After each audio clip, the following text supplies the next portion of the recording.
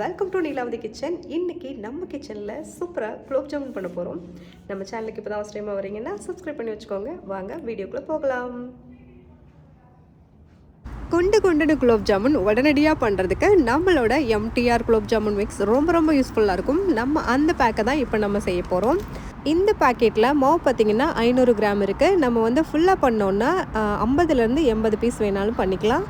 10 piece கூட பண்ணுறதாலும் பண்ணிக்கலாம். So நம்மளோட சைஸை பொறுத்தா இருக்குது. நான் என்ன பண்ண போகிறேன் அப்படின்னா, இதில் ஒரு ½ பேக் எடுத்துக்கிறேன். அதாவது 250 கிராம் இருக்கிற மாதிரி நான் எடுத்துக்கிட்டேன்.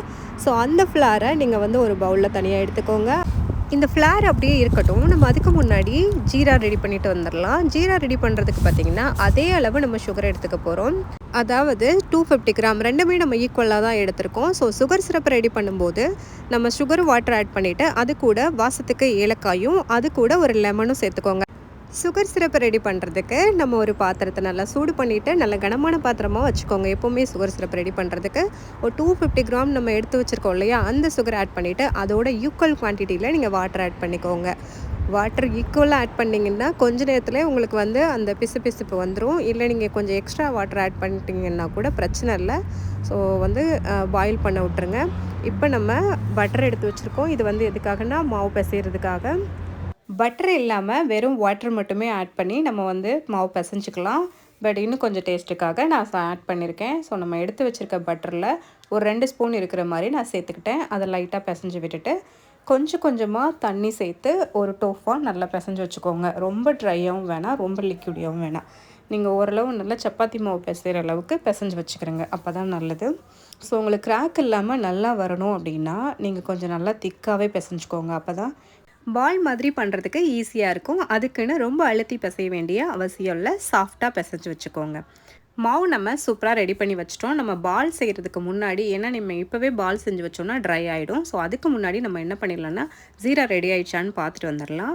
ஸோ இது பாயில்டு ஆக ஆரம்பிச்சிருச்சு. இப்போ நம்ம என்ன சேர்த்துக்கலாம் அப்படின்னா, நான் எடுத்து வச்சுருந்தேன் இல்லையா, அந்த 2 காடமுமே நல்லா நச்சுட்டு போட்டுக்கிறேன்.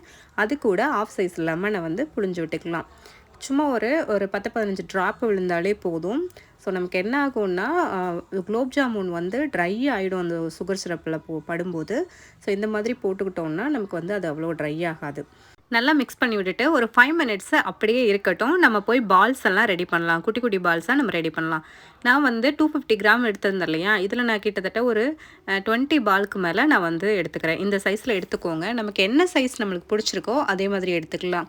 இப்போ பிக் சைஸாக வேணாலும் பிக் சைஸாக எடுத்துக்கலாம், ஸ்மாலாக வேணாலும் ஸ்மாலாக எடுத்துக்கலாம். எடுத்து உங்களுக்கு பிடிச்ச மாதிரி ரவுண்டாக நீங்கள் வந்து உருட்டிக்கோங்க. கையில் வச்சும் உருட்டிக்கலாம். நம்ம அதுக்கப்புறம் உங்களுக்கு என்ன வேலை பிடிக்குதோ அது மாதிரி நீங்கள் ரவுண்ட் ஷேப்பில் உருட்டி எடுத்துக்கோங்க. முடிஞ்ச அளவுக்கு கிராக் இல்லாமல் பார்த்துக்கோங்க. ஸோ 1 பை 1 உருட்டி எடுத்துக்கோங்க. ஸ்மால் சைஸாக கூட நம்ம செஞ்சுக்கலாம். இது டபுள் சைஸாக ஆகும், அதை ரிமைண்ட் பண்ணிக்கோங்க. ஸோ இந்த மாதிரி கிராக் இல்லாமல் ரவுண்டாக உருட்டி எடுத்துக்கோங்க. கிராக் லைட்டாக இருந்தால் கூட ஒன்றும் பிரச்சனை இல்லை. அது வந்து ஃப்ரை ஆகும்போது அந்த கிராக் இல்லாமல் அதுவாகவே சம்டைம்ஸ் சேம் ஆகிக்கும். இதே போல் நம்ம எல்லா பாலுமே ரெடி பண்ணி வச்சுக்கலாம். அப்புறம் சுகர் சிரப்பை நம்ம பார்க்கலாம். சுகர் சிரப் பார்த்திங்கன்னா ரெடி ஆகிடுச்சு. இது ரெடி ஆகிடுச்சா இல்லையான்னு நம்ம எப்படி பார்க்குறது அப்படின்னா, சுகர் சிரப்பு ஒற்றை பதத்தில் இருக்கணும். கம்பி பதம்லாம் வர வேண்டிய அவசியம் இல்லை. நல்ல பிசுன்னு இருந்தாவே போதும். அந்த மாதிரி ஸ்டேஜில் நம்ம ஆஃப் பண்ணி வச்சிடலாம். இது கொஞ்சம் ஆறட்டும். நம்ம அதுக்கப்புறம் ஃப்ரை பண்ணி உள்ளே போட்டுடலாம். ஸோ பால்ஸ் எல்லாமே நம்ம ரெடி பண்ணிட்டோம். இப்போ ஃப்ரை பண்ண போகிறோம். ஃப்ரை பண்ணுறதுக்கு ஆயில் எடுத்துக்கணும். ஆயில் ஓரளவு இந்த பால் மூழ்கிற மாதிரி எடுத்துக்கோங்க. பால் மூழ்கிற மாதிரி எடுத்துகிட்டு ஹீட் ஆனதுக்கப்புறமா ஒரு பாலை உள்ளே போட்டுருங்க. ஸ்டார்டிங்கில் நம்ம பாலெல்லாம் உள்ளே சேர்ப்போம் இல்லையா, அந்த சமயத்தில் ஹீட் வந்து மீடியமில் இருக்க மாதிரி பார்த்துக்கோங்க. ரொம்ப ஹையாக இருந்துச்சுன்னா டக்குன்னு ப்ரௌனிஸ் வந்துடும். ரொம்ப லோவாக இருந்துச்சுன்னா கிராக் விட ஆரம்பிச்சிடும். கொஞ்சமாக புஷ்ஷுன்னு வந்து நம்ம பாதுஷா பண்ணுற மாதிரி கிராக் விட ஆரம்பிச்சிடும். நமக்கு வந்து குலோப் ஜாமுன் கிராக் விடக்கூடாது, ஓவர் ப்ரௌனும் ஆகக்கூடாது, ஓவர் ஃப்ரையும் ஆகக்கூடாது. நடுவில் உள்ள மாவெல்லாம் அப்படியே மாவாகவே இருக்கும். சைடில் மட்டும் வெந்துடும்.